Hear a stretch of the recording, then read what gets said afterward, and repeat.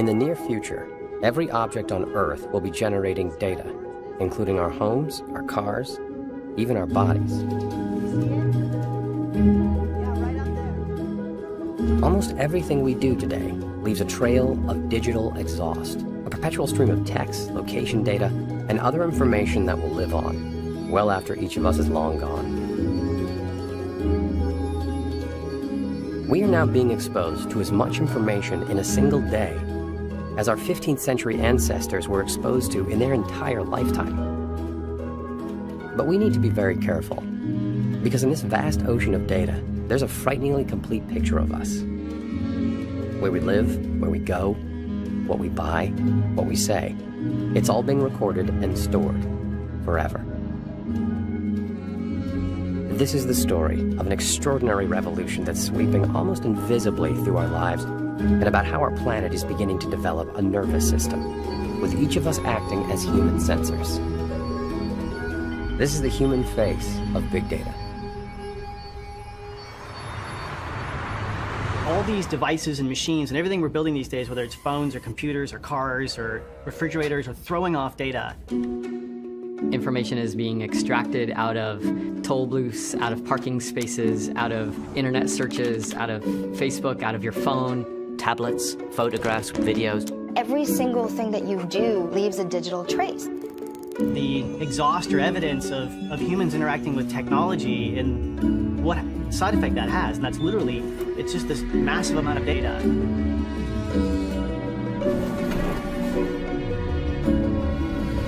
What we're doing is we're measuring things more than we ever have. It's that active measurement that produces data. If you were some omniscient God, and you could look at the footprints of electric devices, you could kind of see the world. If the whole world is being recorded in real time, you could see everything that's going on in the world through the footprints. I think it's a lot like written language, right? It's just, at some point they got to the point where you had to start writing it down. You just got to the point where it wouldn't work unless we wrote it down. We're sort of getting to the same point where, well, it ain't gonna work unless we write all the data down and then look at it. And all that data coming in is big data.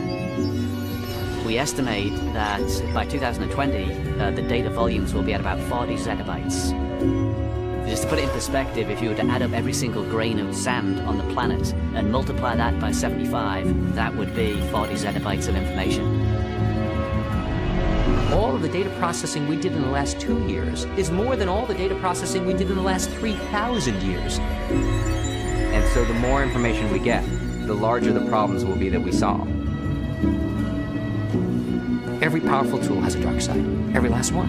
Anything that's going to change the world, by definition, has to be able to change it for the worse, as much as for the better. It doesn't work one way without the other. When it comes to big data, a lot of people are very nervous.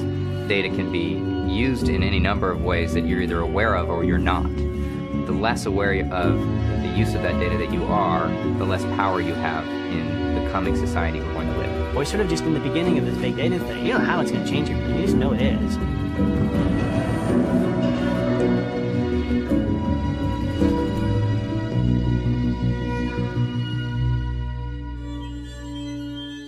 The first real data set to change everything in the world was the astronomical data set, meticulously collected over tens of years by Copernicus, that ultimately revealed, even though the sun seemed to be moving over the sky every morning and every night, the sun is not moving. It is we who are moving. It is we who are spinning. It happened again when we suddenly could see beneath the visible level, and the microscope in the 1650s and 60s opened up the invisible world. And we, for the first time, were seeing cells and bacteria and creatures that we couldn't imagine were there. It then happened again when we revealed the atomic world, when we said, wait a second, there's a level below the optical microscope, where we could begin to see things at billionths of a meter, the nanometer scale, where we imagined the atom and the nucleus and the electron, where we understood light as electromagnetic frequencies. But now, there's actually a super visible world coming into play. Ironically, big data is a microscope. We're now collecting exabytes and petabytes of data, and we're looking through that microscope using incredibly powerful algorithms to see what we would never see before. Before, what we did was we thought of things, and then we wrote it down, and that became knowledge. Big data is kind of the opposite. You have a pile of data that isn't knowledge, really, until you start looking at it and noticing, wait, maybe if you shift it this way and you shift it this way, this turns into this interesting piece of information. I think that the BDAD moment, before data, after data moment, is really search. That was the moment at which we got a tool that was used by hundreds of millions of people within a few years, where we could navigate an incredible amount of information. We took all of human knowledge that was in text, right, and we put it on the web.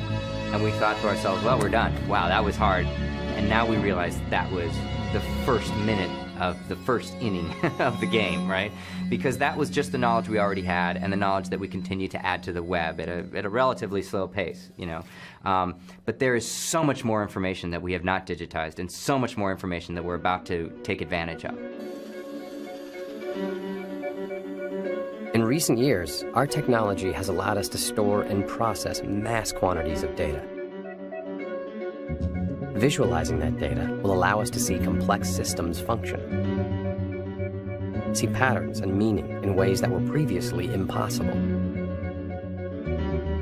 Almost everything is measurable and quantifiable.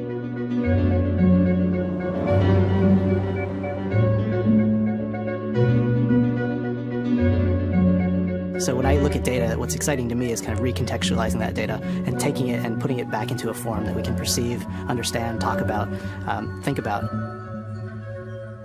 This is the data for airplane traffic over North America for a 24-hour period. When it's visualized, you see everything starts to fade to black as everyone goes to sleep.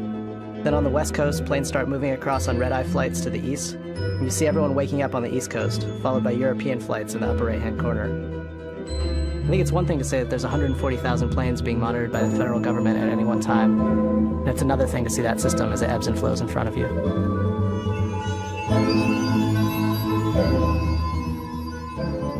These are text messages being sent in the city of Amsterdam on December 31st. You're seeing the daily flow of text messages from different parts of the city until we approach midnight, where everyone says,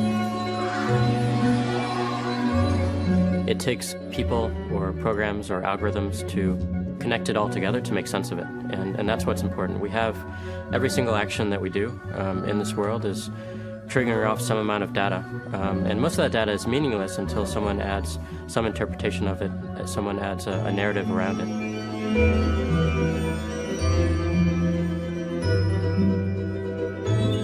Often we sort of think of data as stranded numbers, but they're tethered to things. And if we follow those tethers in the right ways, then we can find the real world objects and the real world stories that were there. So a lot of the work is that kind of work. It's almost investigative work of trying to follow that trail from the data to what actually happened.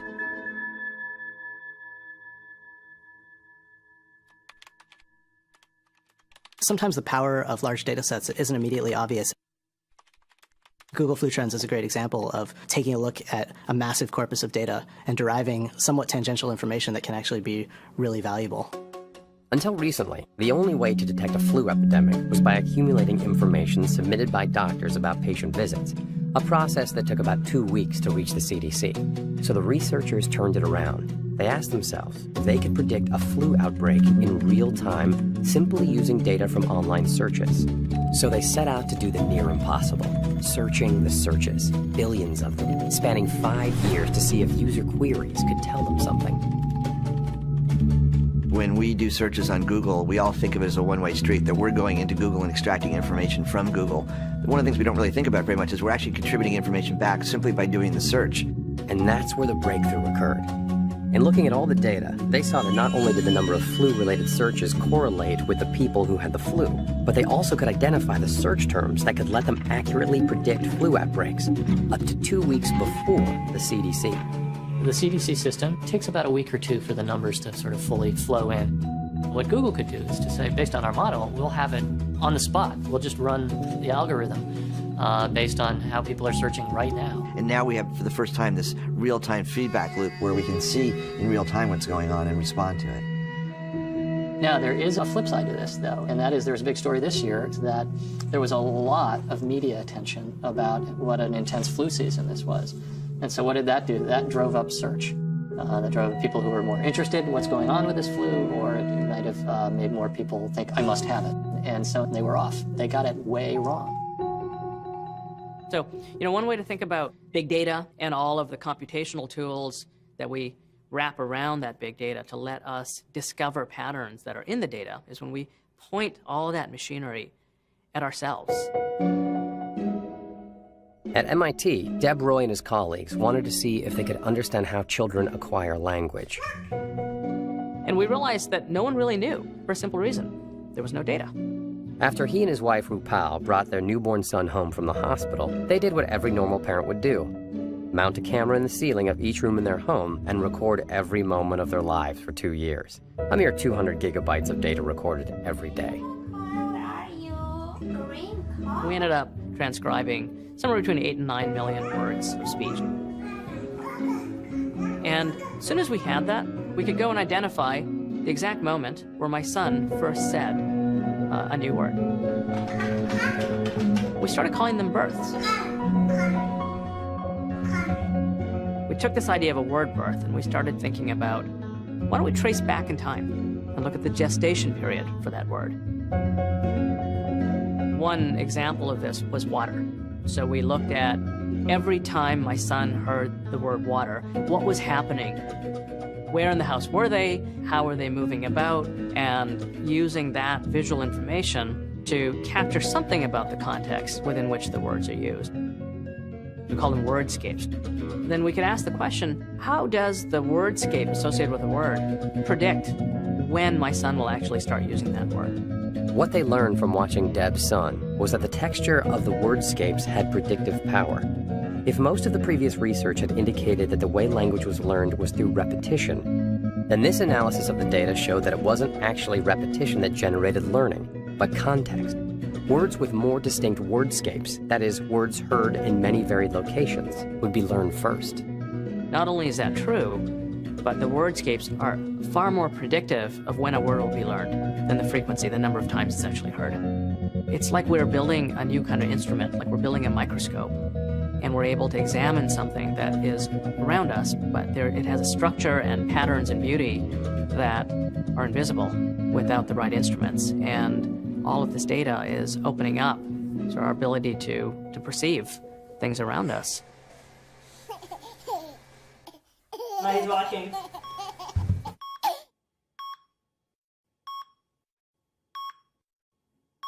A lot of people don't realise that when a baby is born premature, it can develop infection in the hospital and it can kill them. In our research, we started to just look at infection. By the time the baby is physically showing signs of having infection, they are very, very unwell. So the very first time that I went into a neonatal intensive care unit, I was amazed by the sights, the sound, the smell, just the whole environment. But mainly for me, the data.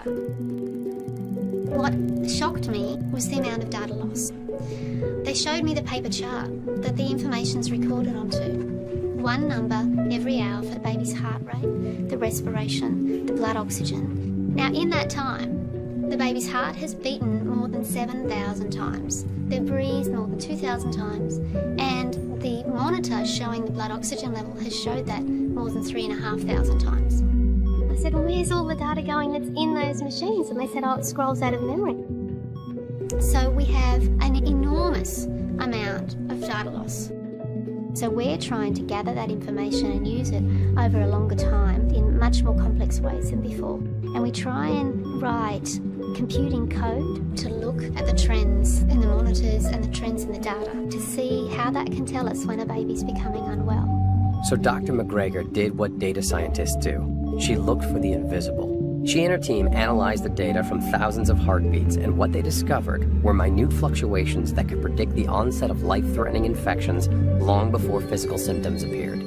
When the body first starts dealing with infection, there are these subtle changes, and that's why we have to watch every single heartbeat.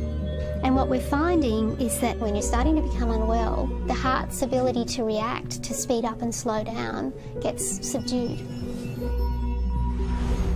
The human body has always been exhibiting these certain things. The difference is we've started to gather more information about the body now so that we can build this virtual person. The better we have the virtual representation, then the better we can start to understand what will happen to them in the future. Back in 1999, I was pregnant with my first child. She was born premature and she passed away. There was no other viable outcome for her. But there are so many others who have just been born early and they just need that opportunity to grow and develop. We want to let the computers monitor a baby as it breathes, as its heart beats, as it sleeps, so that these algorithms are watching for certain behaviours. And if something starts to go wrong for that baby, we have the ability to intervene. If we can just save one life, then for me personally, it's already worthwhile. Everybody understands what it takes to digitize photography, a movie, a magazine, newspaper, but they haven't yet grasped what it means to digitize the medical essence of a human being. Everything about us now that's medically relevant can be captured. With sensors, we can digitize all of our metrics, and with imaging, we can digitize our anatomy. And with our sequence of our DNA, we can digitize our biology. The data story in the genome is the fact that we have 6 billion data points sitting in our genomes that we've never had access to before. When you sequence a person's genome, there are known differences in the human genome that can predict a risk for a disease, or that you're a carrier for a disease, or that you have a certain ancestry. There's a lot of information packed in the genome that we're starting to learn more and more about. Getting your own personal information through your genome would not have been possible even 10 years ago because of cost. The technologies that have enabled this have dropped precipitously, and now we're able to get a really good look at your genome for under $500. And when it becomes $100 or $10, we're going to have everyone's genome as data. The results came back on Tuesday. It was October 2nd, 1996. I was diagnosed that day with breast cancer. A year out of treatment, I found a lump on the other breast in the exact same position, and I went in, and they told me that I had breast cancer again. Sedona's known about me being tested for the BRCA gene. She's known my sister has tested. She knows my other sister tested and was negative for the gene mutation. And so she actually told me, when I'm 18, I want to test, and see if I have this gene mutation or not. I am going to be completely distraught if I hand this gene down to my kid. Do you know what your chances are of having the mutation that your mom has? I'd say 50-50. You're exactly right. BRCA2 is a gene that we all have. It's called tumor suppressor gene. But women, you have a mutation in the gene that causes the gene not to function like it should. So the risk mainly of breast and ovarian cancer is a lot higher than in the general population. An average woman would have a 12% risk of getting breast cancer in her lifetime, and most women aren't going out there getting preventive mastectomies. But when you're faced with an 87% risk of getting breast cancer in your lifetime, it kind of makes that a possible choice. You'll need to switch this mouthwash 30 seconds. We are definitely moving into a world where the patient or the person is at the center of things, and hopefully also at the controls. People will have access to the data that is informative around the type of disease they have, and that data then can point much more directly to proper treatments. But the data can also say that a treatment works for a person or it doesn't work for a person based on their genetic profile. And we're going to start moving more and more into this notion of personalized medicine as we learn more about the genome and the study of pharmacogenetics, which is how do our genes influence the drugs we take. Ultimately, instead of treating disease, is there data that could really help us move away from contracting these illnesses to begin with and go more toward a preventive model?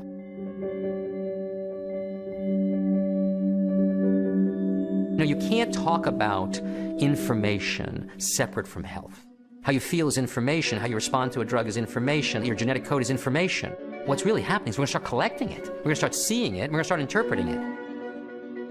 We're beginning the age of collecting information from sensors that are cheap and ubiquitous that we can process continuously, and we can actually start knowing things. If we monitored our health throughout the day continuously, every second, what would that really enable? And there's now a lot of really great technology coming out around this sense of tracking and monitoring, and we have all kinds of sensor companies and devices. We're actually collecting a lot of physiological information, heart rate, breathing, in real time, every minute, every second. people wanting to measure their daily activities and being able to track your own sleep, being able to watch and monitor your own food uptake, being able to track your own movement. It's almost like looking down at our lives from 30,000 feet. There's a company right now in Boston that can actually predict that you're going to get depressed 2 days before you get depressed. And the gentleman who created it said, if you actually watch any one of us, most people have a very discernible pattern of behavior. And for the first week, our software basically determines what your normal pattern is. And then 2 days before you're showing any outward signs of depression, the amount of tweets and emails that you're sending go down, your radius of travel starts shrinking, the amount of time that you spend at home goes up. You can look to see if how you exercise changes your social behavior, if what you eat changes how you sleep, and how that impacts your medical claims. All kinds of data and information are sitting inside the world you do every day. Now, with all these devices, we have real-time information, real-time understanding. Now that might sound interesting, might help you shed a few pounds, realize you're eating too many potato chips and sitting around too much, perhaps, and that's useful to you individually. But if hundreds of millions of people do that, you have a big cloud of data about people's behavior that can be crawled through by pattern recognition algorithms. And doctors and health policy officials can start to see patterns that change the way collectively as a society we understand not just our health, but every single area where data can be applied. Because we start to understand how we might collectively as a culture change our behavior. And if you look at the future of this, we're going to be embedded in a sea of information services that are connected to massive databases in the cloud. If you take a look at everything that you touch in everyday life, the majority of these things were invented many years ago, and they're ripe for reinvention. And when they get reinvented, they're going to be connected. They're going to be connected in some way. That data that comes off of these devices that you touch is going to be collected and stored in a central location, and people are going to run big data algorithms on this data, and then you're going to get the feedback of the collective whole rather than the individual. So it's taking people who are already out there, already have these devices, and turning all these people into contributors of information back to the system. You become one of the nodes on the network. I think the internet, as wondrous as it's been over the last 20 years, was like a layer that needed to be in place for all these sensors and devices to be able to communicate with each other. You know, we're building this global brain that has these new functions, and we're accessing them primarily now through our mobile devices, obviously also on our desktops, but increasingly mobile. I think this data revolution has a strange impact, really, of people feeling like there's somebody listening to them. And that could mean listening in the sense of Big Brother, someone's listening in, or it could be someone's really hearing me. This device in my hand knows who I am. It can somewhat anticipate what I want or where I'm going and react to that.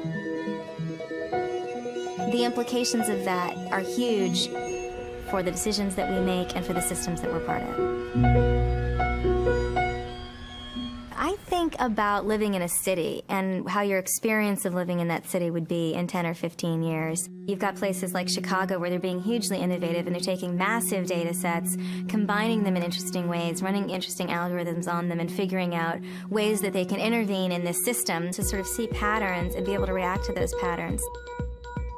When you take in data, it affects you as an individual, and then you affect the system, and that affects the data again. And this round trip that you start to see yourself part of makes me understand that I'm an actor in a larger system. For instance, if you know by looking at the data, and you have to put different data sets together to be able to see this, that some of the streetlights, when they go out, they cause higher crime in that particular block. You start to see ways that if you can query that data in intelligent ways, that you can prioritize the limited resources that you have in a city to take care of the things that have, follow-on effects and follow-on costs. In the end, you're going to hope that this is just our reaction as a species to this scale problem, right? How do you get another, 2 billion people on the planet? You can't do it unless you start instrumenting every little thing and dialing it in just right. And right now you wait for the bus because the bus is coming on a particular schedule. And it's great. We're now at the point where your phone will tell you when the bus is really coming, not just when the bus is scheduled to come. Take that a little bit forward. What about when there's more use on one line than the other? Instead of sticking with the schedule, does the system start to understand that maybe this route doesn't need 10 buses today and automatically shift those resources over the lines where the buses are full? Boston just created a new smartphone app which uses the accelerometer in your phone. So if you're driving through the streets of South Boston and all of a sudden there's a big dip in the street, the phone realizes it. So anybody in the city of Boston that has this app in running is feeding real-time data on the quality of the roads to the city of Boston. Then you start to feel that your city is sort of a responsive organism, just like your body puts your blood where it needs it. Think about ways that we could live in cities when they're that responsive to our needs, and think about the implications of that for the planet, because really, cities are also really how we're going to survive the 21st century. You can live in a city with a far smaller footprint than anywhere else in the world, and I think data and sort of the responsive systems will play an enormous role in that. I think one of the most exciting things about data is that, it's giving us extra senses. It's expanding upon, our ability to perceive the world, and it actually ends up giving us the opportunity to make things tangible again, and to actually get a perspective on ourselves, both as individuals and also as society. And there's always that moment in data visualization where you're looking at, tons and tons and tons of data. The point is not to look at the tons and tons and tons of data, but what are the stories that emerge out of it.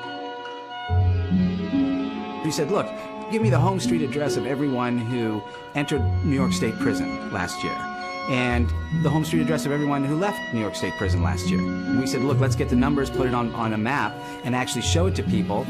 And when we first produced our Brooklyn map, which was the first one we did, they hit the floor. Not because nobody knew this. Everyone knew anecdotally how concentrated the effect of incarceration was, but no one had actually seen it based on actual data. We started to show these remarkably intensive concentrations of people going in and out of prison, highly disproportionately located in very small areas around the city. And what we found is that the home addresses of incarcerated people correlates very highly with poverty and with people of color. You had a justice system which, by all accounts, is supposed to be essentially based on a case-by-case individual decision of justice. But when you looked at the map over time, what you really were seeing was this mass population movement out and mass population resettlement back. This cyclical movement of people. So once we had mapped the data, we quantified it in terms of how much it costs to house those same people in prison. And that's where we started to think about million-dollar blocks. We found over 35 individual city blocks in Brooklyn alone, for which the state was spending more than $1 million every year to remove and return people to prison. We needed to reframe that conversation. And what immediately emerged out of this was this idea of justice reinvestment. We weren't building anything in those places for those dollars. How can we demand sort of more equity for that investment to extract those neighborhoods from what decades of criminalization has done? And that shift had to come from the data and a new way of thinking about information. These maps did that. The amount of data that now is being collected about those areas that are stuck in cycles of poverty, cycles of famine, cycles of war, gives people or governments and NGOs an opportunity to do good. Understanding on the ground, information on the ground, data on the ground can change the way people apply resources which are intended to try to help. We really fundamentally believe that data has intrinsic value. And we also fundamentally believe that the individuals who create that data should be able to benefit from that data. We're working with one of the big mobile phone operators in Kenya. We're looking at the dynamics of these mobile phone subscribers. Millions of phones in Kenya. We're looking at how the population was moving over the country. And we're overlaying that movement data with data about parasite prevalence from household surveys and data from hospitals. we can start identifying these malaria hotspots, regions within Kenya that desperately needed the eradication dollars. It's fascinating to start extracting models and plotting graphs of the behavior of tens of millions of people in Kenya, but it's meaningful when you can make those insights count, when you can take the insights that you've gleaned and put them into practice and measure what the impact was, and hopefully making the lives of the people who are generating this data better.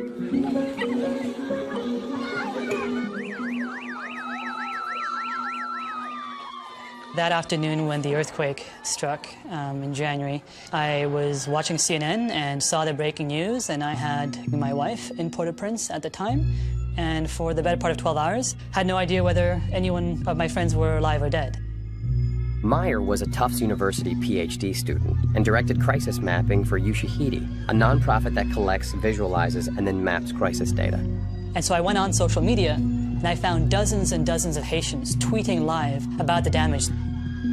And a lot of the time, they were sharing where this damage was happening. So they would say the church on the corner of X and Y has been destroyed or is collapsed. And they would refer to street names and so on.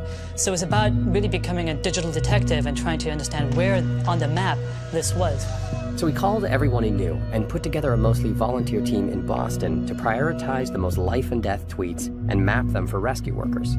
For the first time, it wasn't the government emergency management organization that had the best data of what was happening, but it was legions of volunteers that came together and crowd mapped the location of buildings that had collapsed, people that were trapped in rubble, locations where water was needed, where physicians were needed, and the like.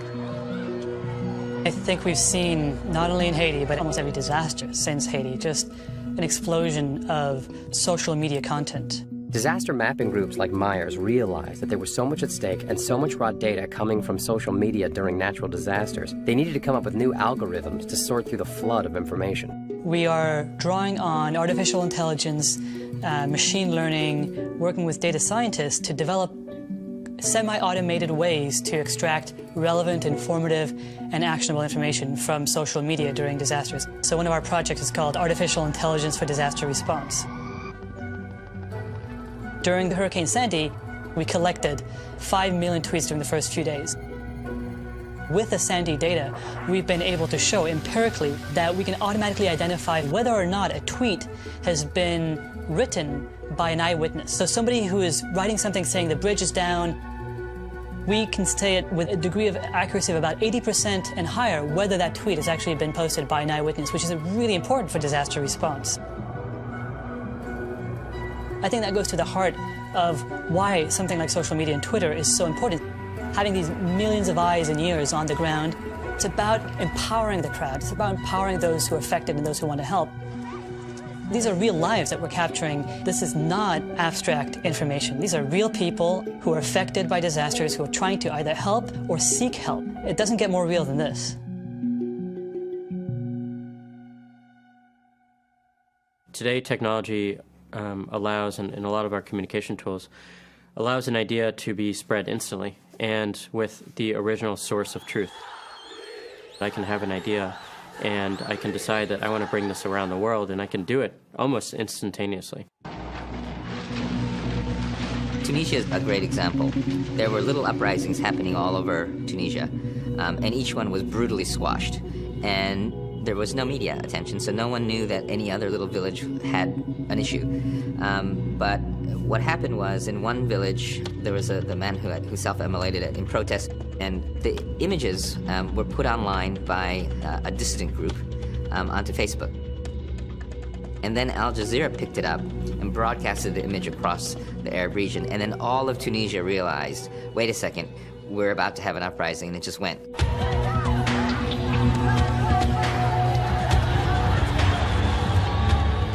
So Tunisia was really activists on the ground, social media, and mainstream media working together, spreading across Tunisia this idea that you're not the only ones, and it gave everyone the courage to do the uprising.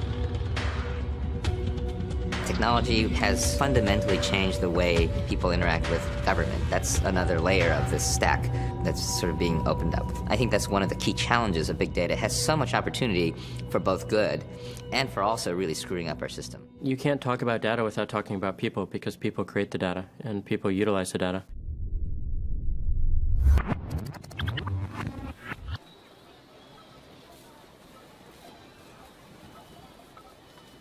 So a handful of years ago, there's a guy named Andrew Pohl, who is a statistician who gets hired by Target. He's sitting at his desk, and some guys from the marketing department come by, and they say, look, if we wanted to figure out which of our customers are pregnant, could you tell us that?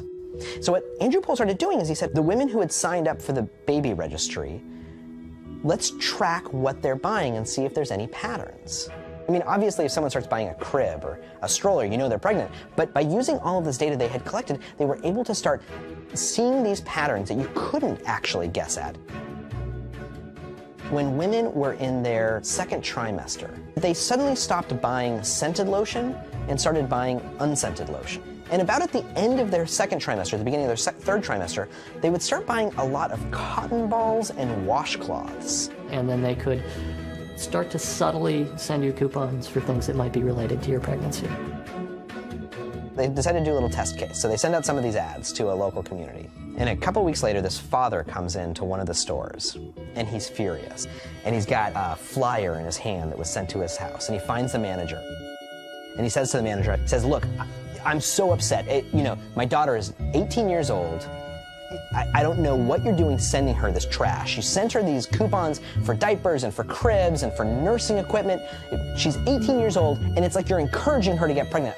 Now, the manager, who has no idea what's going on with the pregnancy prediction machine that Andrew Pohl built, says, look, I'm so sorry. I apologize. It's not going to happen again. And a couple days later, the guy feels so bad about this that he calls the father home, and he says to the father, I just wanted to apologize again. I'm so sorry this happened. And the father kind of pauses for a moment. He says, well, I want you to know, I had a conversation with my daughter, and there's been some activities in my household that I haven't been aware of, and she's due in August. So I owe you an apology. And when I asked Andrew Pohl about this before he stopped talking to me, before Target told him that he couldn't talk to me anymore, he said, oh, look, you got to understand, this science is just at the beginning. We're still playing with what we can figure out about your life.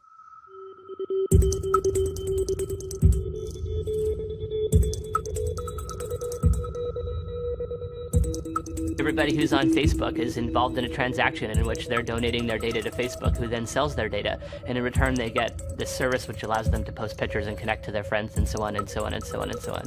That's the transaction, but nobody knows that's the transaction. Most people, I think, don't understand that. They just literally think they're getting Facebook for free, and it's not a free thing. We're paying for it by allowing them access to our data. There are a lot of people on Facebook who don't know, for example, how much information is really out there about themselves, and probably and apparently don't care as long as they can put up pictures of their cats. I think most people, when they think about privacy, they don't seem to connect their willingness to share their personal information with the world, either through social media or through shopping online or anything else. They don't seem to equate that with surveillance. Every time I receive a text message, every time I make a phone call, my location is being recorded. That data about me is being pushed off to a server that is owned by my mobile operator. If I call that mobile phone operator and say, hey, I'd like to have my data, please. At a minimum, share it with me. I'd like to see my locations over time. They won't give it to me. The increased ability of these devices that we have to become recording and sensing objects, so data collection devices essentially in public space, that changes a lot of things. Even if the phone company took away all of your personal identifying information, it would know within about 30 centimeters where you woke up every morning and where you went to work every day and the path that you took and who you were walking with. And so even if they didn't know who you are, they know who you are. What I'm really worried about is the cost to democracy. Now, today, it's nearly impossible to be truly anonymous. And so the ability to everything to be connected to you, and for everything you do in the real world to be connected to everything you're doing in cyberspace, and then the ability for whoever it is to take that, put it together, and turn it into a story. My fear really is that once there's so much data out there, and once governments and companies start to be able to use that data to profile people, to filter them out, everybody is going to start to worry about their activities. We're at a very, very important point where I think our society has come to realize this fact and just begun in earnest to debate the implications of it. You have, I think, an attitude in the NSA that they have a right to every bit of information they can collect. We have constructed a world where the government is collecting secretly all of the data it can on each individual citizen, whether that individual citizen has done anything or not. They have been collecting massive amounts of data through cell phone providers, internet providers, that is then sifted through secretly by people over whom no democratic institution has effective control.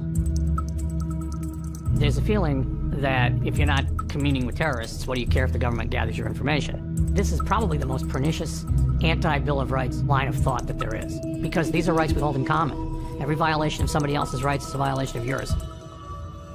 What's going to happen, I think, is that we now have so much information out there about ourselves and the ability for people to abuse it. People are going to get hurt, people are going to lose their jobs, people are going to get divorced, people are going to get killed, and it's going to become really painful, and everyone's going to realize we have to do something about this, and then we're going to start to change. Now the question is, how bad is it?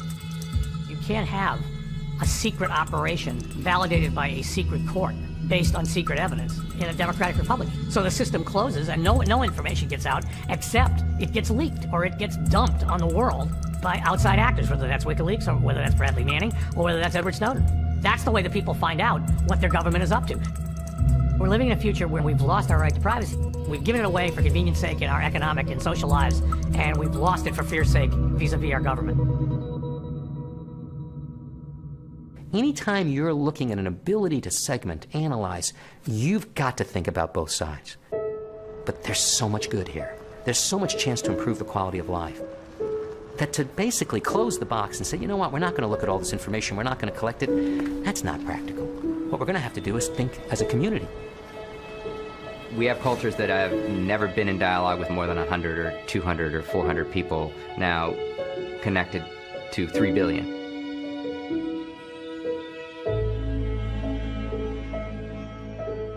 The phone is the on-ramp to the information network. Once you're on the information network, you're in. Everybody's in. Billions and billions of people who have been excluded from the discussion, who couldn't afford to step into the world of being connected, step into the world of information, step into the world of being able to learn things they could never learn, are suddenly on the network.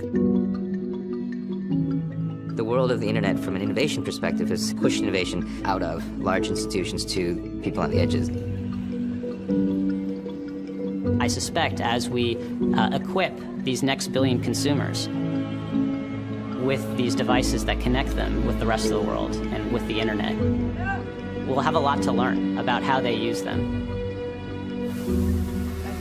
All of these people in these countries are now connecting with each other, sharing data about prices of crops, prices of parts. The Africans are talking to the Chinese, who are talking to the Indians, and the world is connected in its nooks and crannies. The person that is in Rwanda that has their first phone, that now has access to an education system that they never could have dreamed of before, can start finding solutions for his or her little town, his or her village. Once we have that ability to connect people, and they are able to be connected, there's going to be some genius, in some remote location who would never have been discovered, who would never have had the capability to get to the education, to get to the resources that he or she needs. And that young woman is going to change the world rather than just changing her village. The idea that that genius will be able to find his or her way into the greater culture through the tiny little 2x2 window of a feature phone is very exciting. 1 billion people in India, 1 billion people in China, you're talking, 500 million to 1 billion in Africa. Suddenly the world has a lot more minds connected in the simplest, least expensive possible way to make the world better. So you look at the agricultural revolution, the industrial revolution. Is the internet and the data revolution associated with it of that scale? It's certainly possible. I don't think there's any question that we're at a moment in human history that we will look back on in 50 or 100 years and say, right around 2000 or so, it all changed. And I do think we will date before the explosion of data and after. I don't think it's an issue of climate change or health or jobs. I think it's all issues. Everything has information at its core. Everything. Okay? So if information matters, then reorganizing the entire information network of the planet is like wiring up the brain of a 2-year-old child. Suddenly that child can talk and think and act and behave, right? The world is wiring up a cerebral cortex, if you will, of billions of connected elements that are going to exchange billions of ideas, billions of points of knowledge, and billions of ways of working together. Together, they become this enormous wave of change. And that wave of change is going to take us in directions that we can't begin to imagine. The ability to turn that data into actionable insight is what computers are very good at. The ability to take action is what we're really good at. And I think it's really important to separate those two, because people conflate them and get scared and think the computers are taking over. The computers are this extraordinary tool that we have at our disposal to accelerate our ability to solve the problems that, frankly, we've gotten ourselves into. I am fundamentally optimistic, but I'm not blindly, foolishly optimistic. You got to remember, the financial crisis was brought to us by big data people as well, because they weren't actually thinking very hard about how do they create value for the world. They were just thinking about how do they create value for themselves. You know, we have a fair amount of literature, a fair amount of understanding that if you take more out of the ecosystem than you put back in, the whole thing breaks down. That's why I think we have to actually earn our future.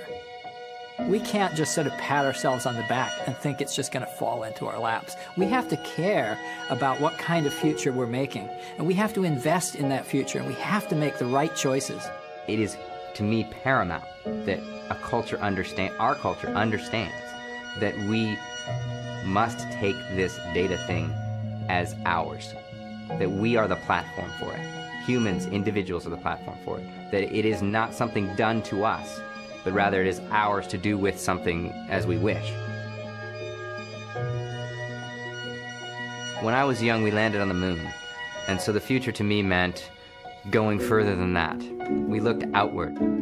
Today, I think there's a new energy around the future, and it has much more to do with looking at where we are now and the globe we stand on, and solving for that. The tools that are in our hands now are going to allow us to do that. Now it's like, no, wait a minute, this is our place, and we're going to figure out how to make it blossom.